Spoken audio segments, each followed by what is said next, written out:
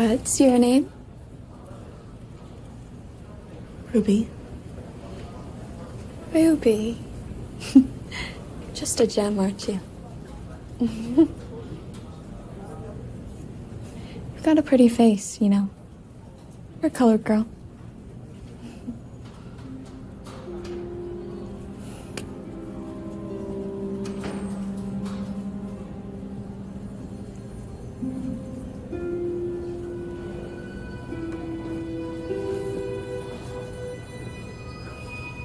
He'll come around. I'm Doris.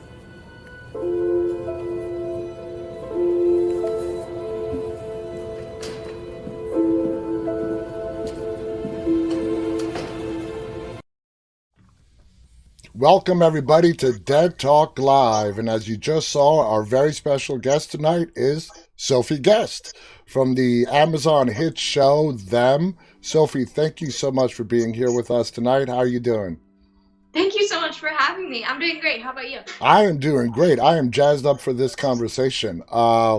Let's just get started. Before we get to them, I want to start to the beginning.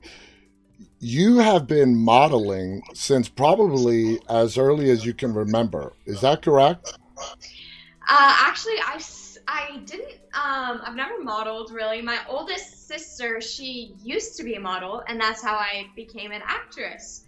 I was like 6 or 7 when I started acting, and my oldest sister, since she was a model, her agent knew she had a younger sister, so they had me audition for Jack Reacher with Tom Cruise, and I ended up getting the part, and that's the rest is history. I mean, that's just mind-blowing. Your first credit is with a great movie with Tom Cruise.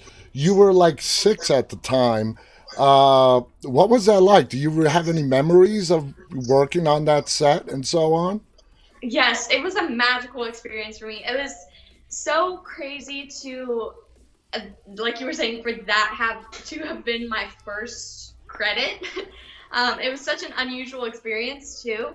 After I had auditioned, Christopher McQuarrie, the director of the movie and such a phenomenal director, he asked me to come down to his offices and just to discuss like safety issues, since in the scene there were going to be some like gunshots. So he wanted to let us know that safety was his top priority. So he brought us down, and after he had offered me the role, he showed me the storyboard for the film and showed like frame by frame, explained each one, like what each one meant. And he pointed to one of the frames and he said, "Do you know who that is?" And it was a picture of a little girl and then like an older guy. And I said, I don't know who the guy is, but the little girl looks a lot like me.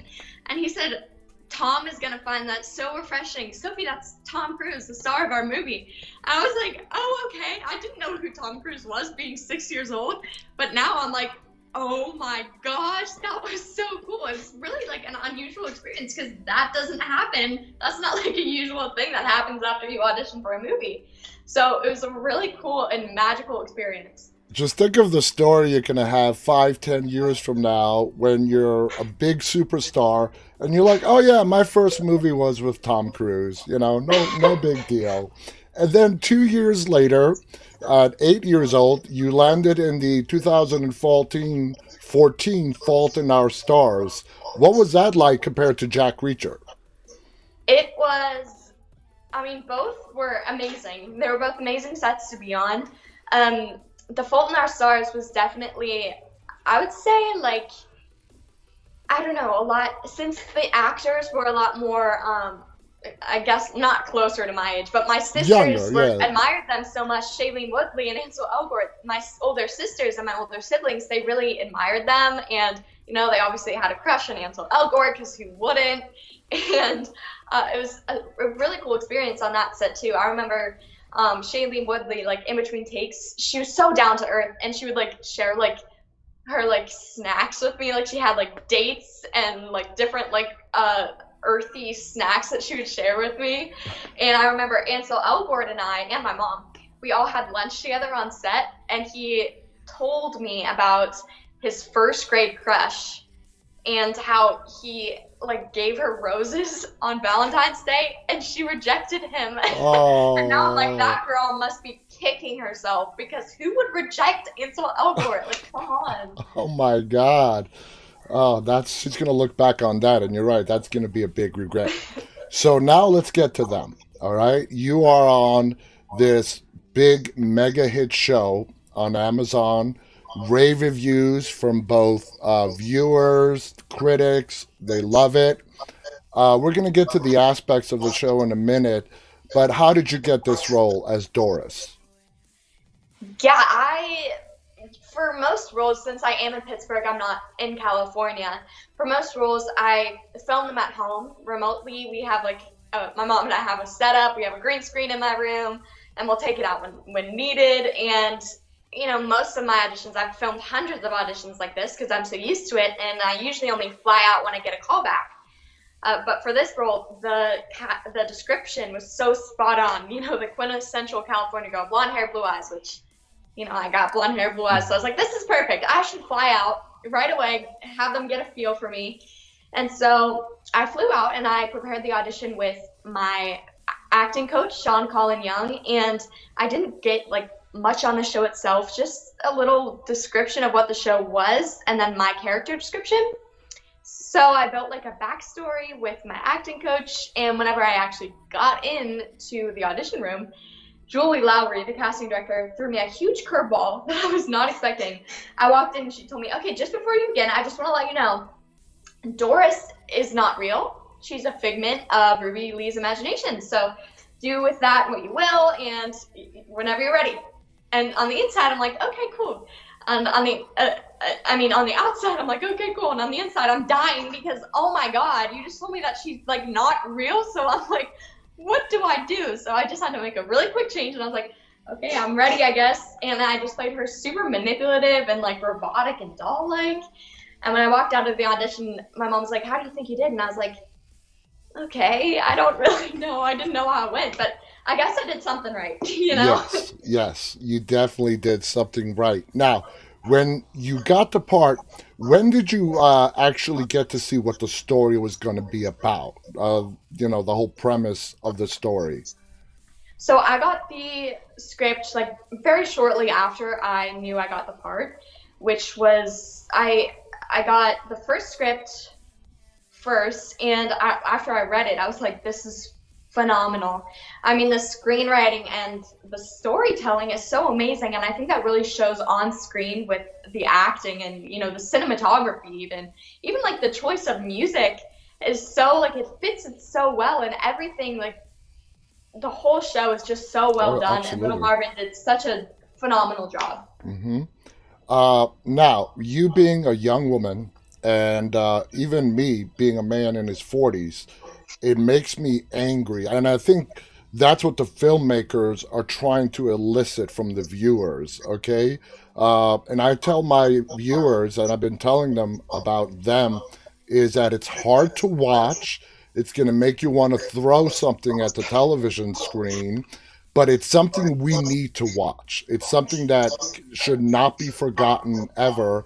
And I applaud the filmmakers for bringing this to us. As a young woman, what kind of emotions does it elicit from you, the whole story? I mean, I think you pretty much described it.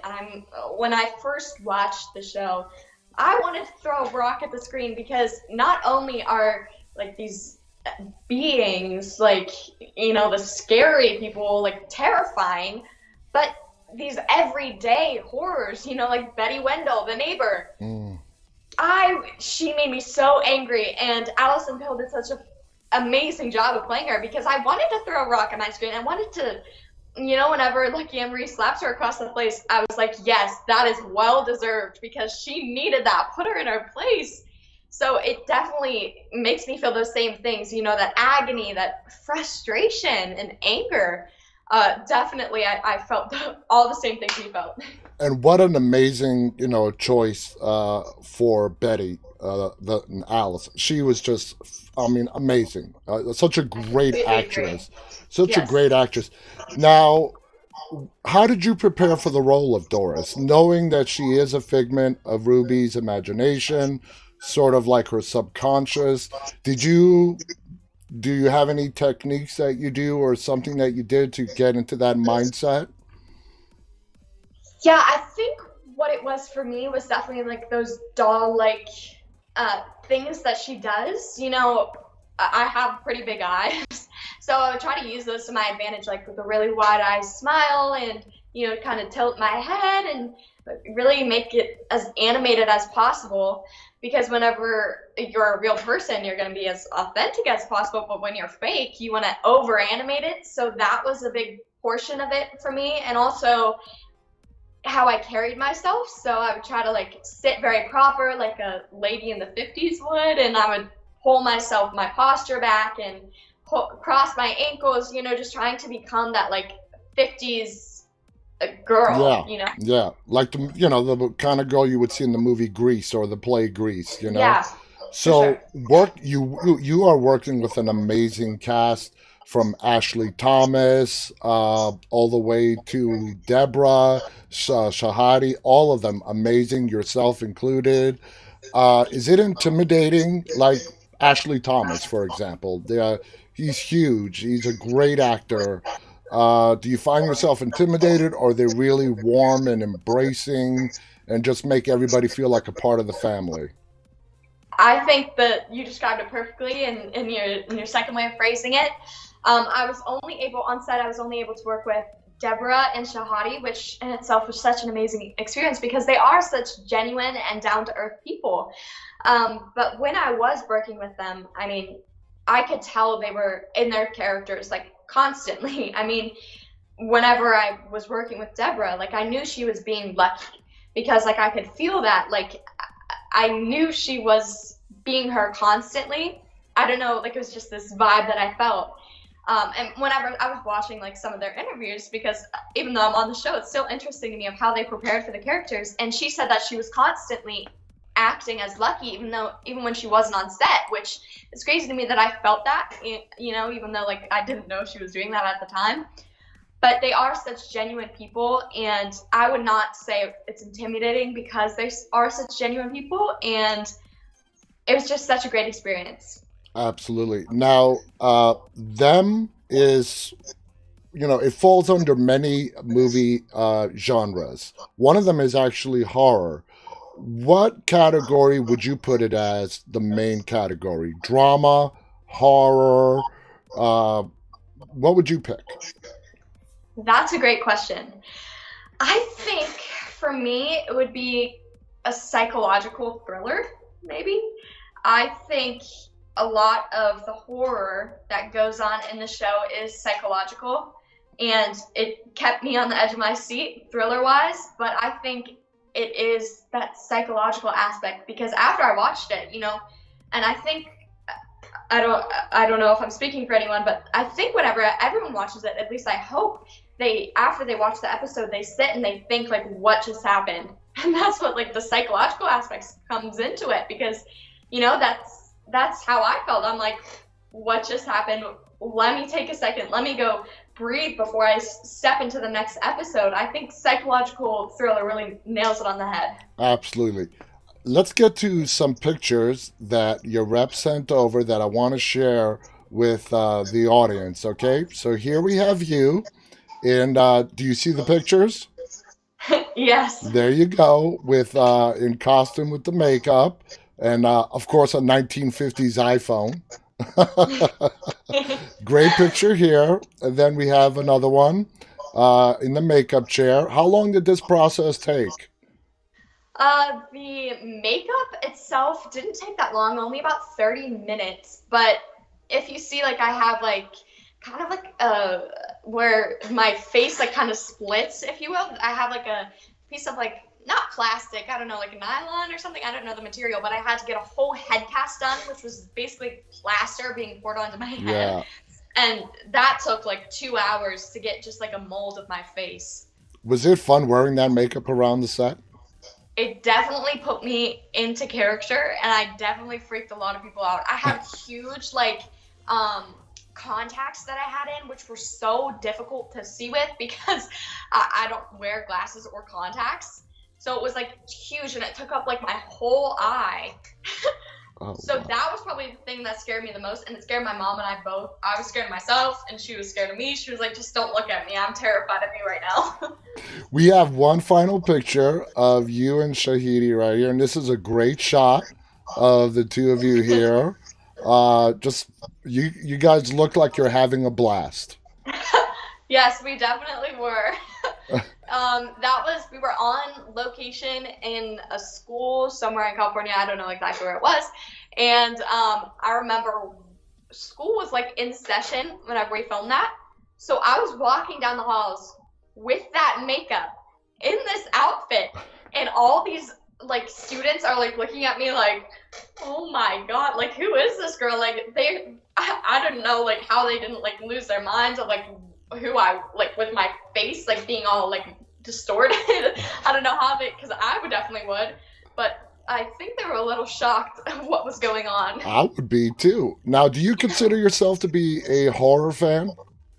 I definitely think that I like I was saying, the psychological thrillers. I don't like the blood and gore of some horrors, but I think psychological thrillers, it's why them was so intriguing to me in the first place, because like I was saying, that's how I would describe it. Those are more my style. Exactly. Yeah, I feel I'm exactly the same way. The blood, guts, and gore. I'm like, okay, that's okay, whatever. Yeah. But the storytelling, the character building, the stuff that can actually be real and is real, like the story Them, is a hell of a lot scarier. If you really Yes. think about it, you don't need a whole bunch of blood, guts, and gore to make a story really, really scary.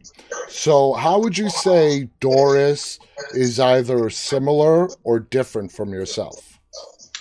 I would say she's the complete opposite of me. I think she's such a manipulative person. Even those like backhanded compliments, like in the clip you showed at the beginning of the show, where she was like, "You're really pretty for a colored girl." Like those Hmm. backhanded compliments, she just kind of tries to pull Ruby Lee in, and then stabs her in the back. So I think that manipulative aspect is very much unlike me, which makes it a lot of fun to play because I get to be someone who I'm not. Absolutely. You and Shahidi had great chemistry. How would you describe working with her on your scenes together as a film partner? Yeah, she was super genuine and super down to earth. As a film partner, I mean, it's so key that you're actively like listening to the person you're working opposite with and being present. And I think we both did a phenomenal job of doing that. We both, were in our characters and in the moment. And I think in that one scene where you see Shahadi like dipping her hand in the paint, the scene that happens right before that where we're in the storage closet and we're talking, I think whenever we were filming that scene, we felt that like connection. And Hmm. I think that it was such an amazing experience to have because I felt that while I was acting in it. I felt that connection and I felt that listening and that give and take. Absolutely. Now, when you were done filming Them, did you walk away and, think to yourself, God, I have learned so much more and I'm that much better of an actor now than I was when I first started shooting Them? Yes, I definitely think I did feel that way. I think I learned so much just like historically also, uh, being able to work on a show that is so like educational if you let it be. I learned so much about like racial covenants and uh, housing and inequality and these redlining and all this like stuff that I didn't know before. Of course, I knew like segregation and Yeah. racism in the 50s, but I didn't know to what extent. So that was my biggest takeaway I think I got from filming the show. Now, this story is Them is meant to be an anthology. As far as you know, so we got this first story. It's pretty much done with. The next season is going to be a complete different story. Are you allowed to share, like, are they going to follow the American Horror storyline where they bring back past actors to play different characters, or are you not allowed to share that? I think that would be a really cool thing. I don't know what the second season holds as of yet. I think it'd be really cool if that did happen. I've been talking to my mom about that. I think that would be super cool, but I don't know what season 2 holds. I'm really excited to see what comes next, though. So am I. So am I. Now, being from Pittsburgh, had you known about the Great Migration that took place, from the early 1900s through the 70s to the West? Or, like you just mentioned, you just learned a lot about history doing this show.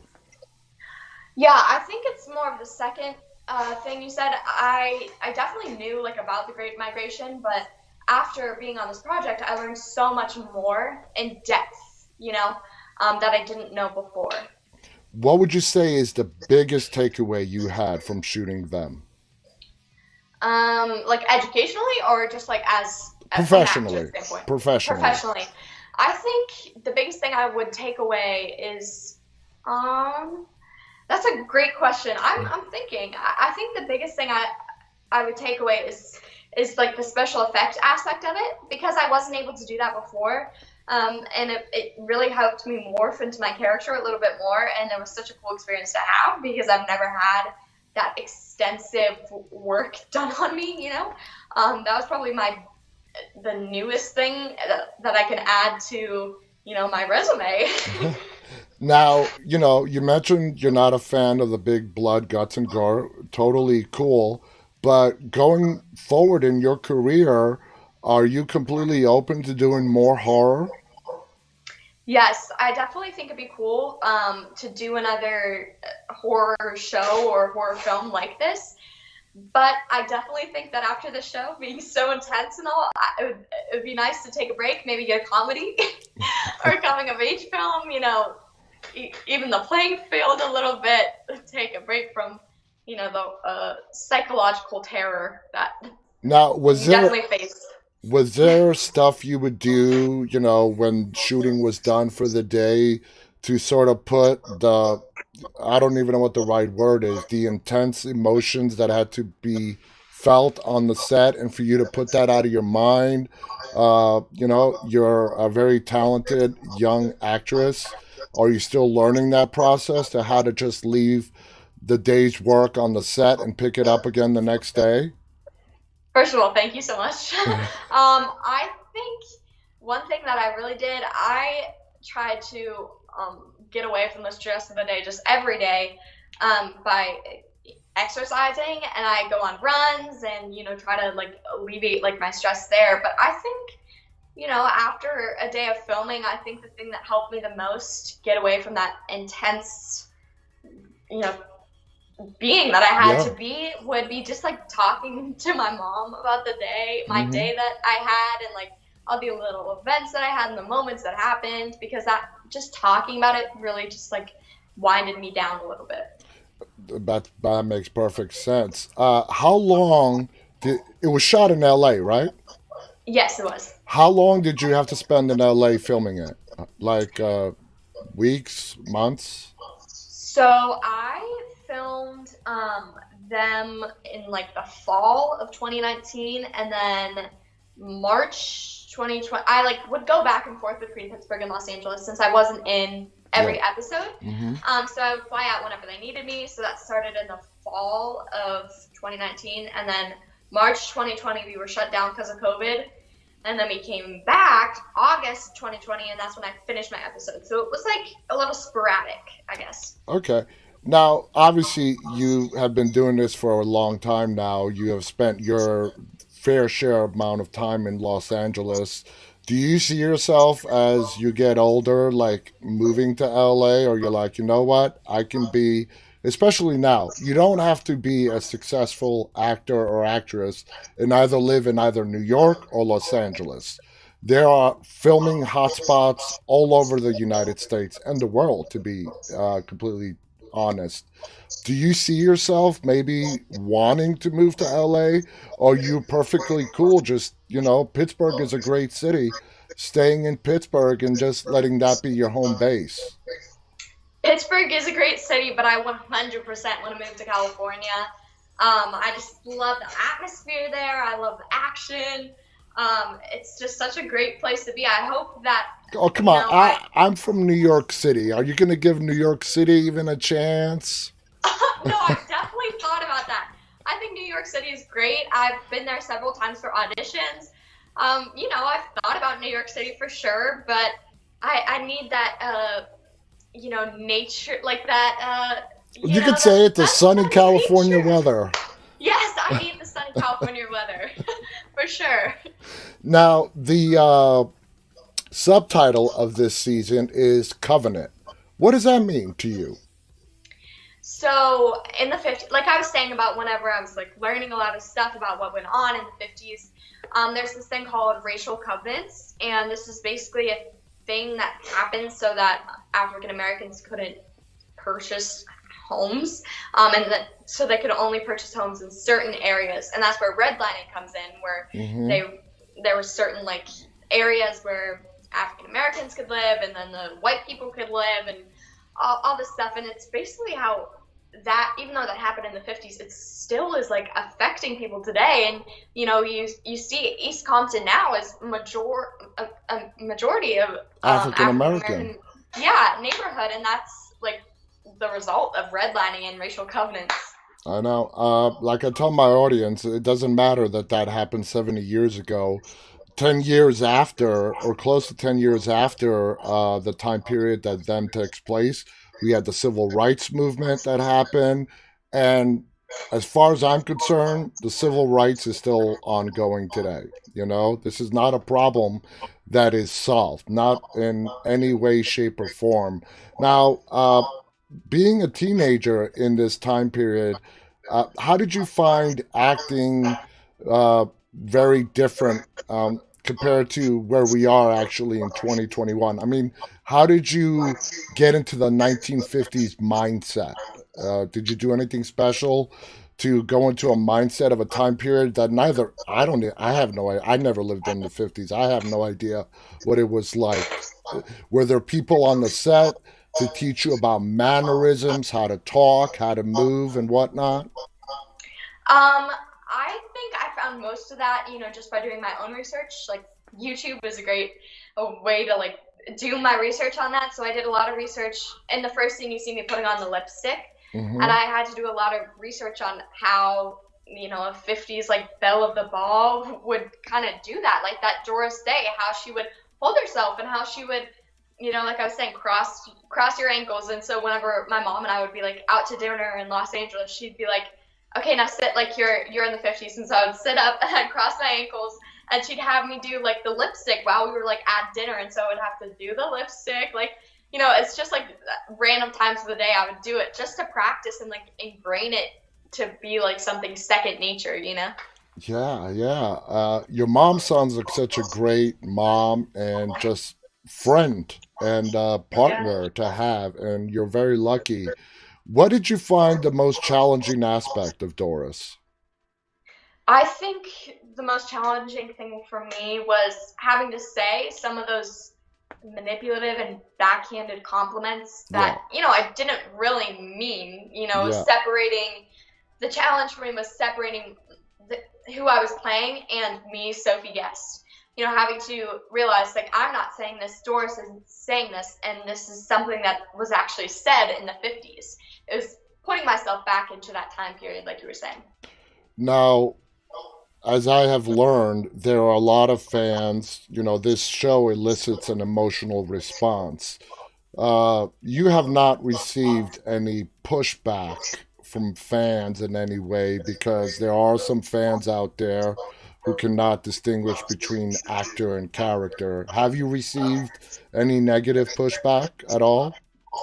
I've definitely had a few comments on like some of my Instagram posts that say like basically like don't watch this show, Yeah, and have like links to why to not this show, which I'm like, okay, yeah. you can have your own opinion, but it's phenomenal screenwriting, so I don't know why you wouldn't. My friend just sent me a TikTok today, of my scene that he showed at the beginning of the show, and all the comments were like, saying like talking about like my line and like all that stuff and saying like I know you have to separate the character from the person, but like I just don't, something just doesn't sit right with me. So my friend was like replying like, I swear she's the sweetest person in real life, you know. But I understand I'm going to get that kind of stuff, and it's just like, you know, I everyone is entitled to their own opinion, but You know what I you know, tell people, doesn't matter what age they are, that they're given a role to play an antagonist. If you're meant to play an antagonist and the writing is good and you walk away from fans having a just hating you, that means you did your job perfectly. yes, that's great insight, because I mean, I've had people say to me, like, I watched the show and that was not Sophie on the screen. And I'm like, I did my job then, because that isn't Sophie on the screen. That's Doris. That's acting. Yeah. Yeah, that's acting. Exactly. Did you make any like friends on the set that you consider now to be longtime friends that you're gonna keep in contact with as time moves on? I think definitely Shahadi. I mean, she was such a sweet person to work with, and even though the show is so dark and intense, you know, we would be making TikToks in between takes, and you know, we'd just be having fun offset. So definitely, I'm gonna be friends with her for a very long time, for sure.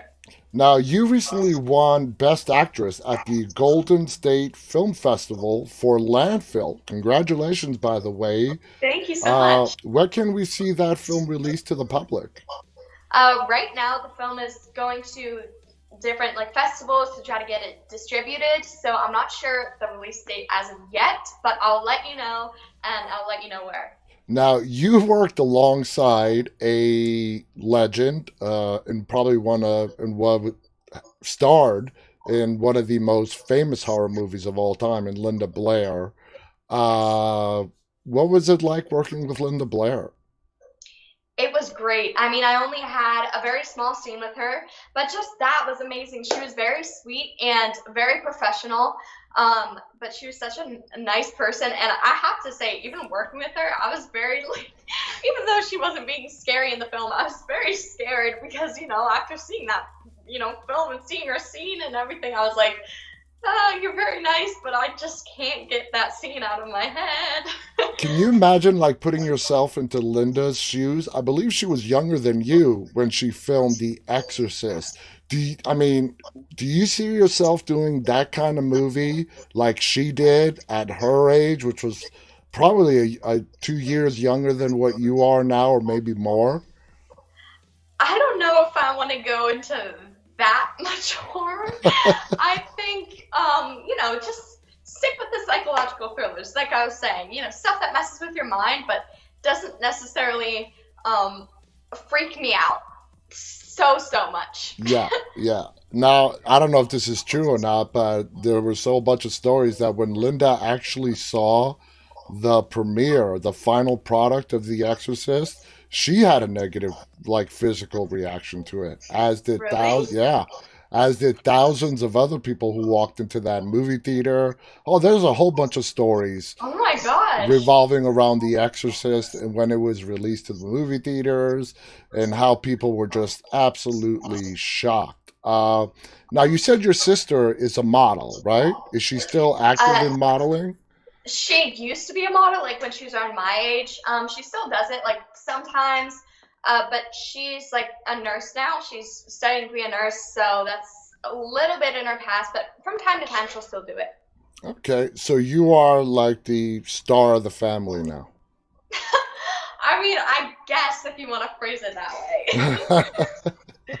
way. Growing up on camera, I know this is a question I should ask you in about 5 or 10 years from now, but I'm going to sort of start and ask it now.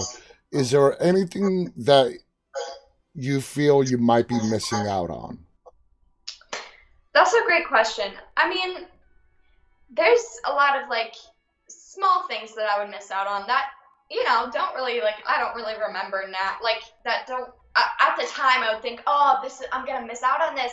This is such a big thing. Like, whenever I was out in Los Angeles filming for them, I missed like a Halloween party that was happening, and at someone's house here in Pittsburgh, like at one of my school friends. And like while I'm there, I'm having the time of my life in Los Angeles, but I'm still like a teenager, so at the end of the day, I'm still like, "Ugh, I wish I was there. I wish I was with my friends." But that's so small, and I'm so happy that this is the career path I've chose, and that I'm doing this, and this is an experience of a lifetime. So, there are those moments where like I wish I wish I was like here, and I feel like I'm missing out, but I'm really not. I'm living the dream. I think so, yeah. Now, when the time period that you gave us for when Them was being filmed is pre-COVID. You said 2019. So what kind of arrangements were made for school while you were filming, or were there any? Yeah, so the first 2019 little blip that I had in Los Angeles, I just like went back and forth. So I would just get work from my teachers, do it in Los Angeles, and then like whenever I had off, I would fly back to Pittsburgh and go to school the next day. And then in March we shut down and we came back in August. So I filmed a little bit in March, so I went online fully. And then in August I filmed, and that was during COVID. So, we had the whole mask, COVID test every day. And everybody was virtual at that point. Every student. Yeah. Yeah. And it was summer, so I wasn't in school, thankfully, so I didn't have to worry about that on top of the COVID-ness. So in your present, age, who is the actor, actress that influences you the most? I think the actress who influences me the most is definitely Jennifer Lawrence. I mean, her career just resonates with me because I want that to be how my career looks like, hopefully, down the line.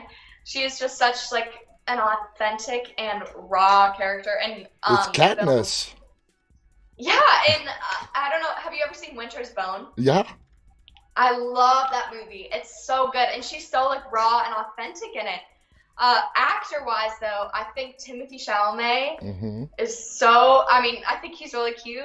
Might be my celebrity crush, but also I think he has an amazing body of work and Beautiful Boy is he's so great in that. It's just such a great actor. Now that you've done, you've been in movies, you've been on TV. Amazon does count as TV. Where would you like to do most of your work? Do you like doing serial episodes, television, or do you prefer film? I love both, but I think I would love to, do more films.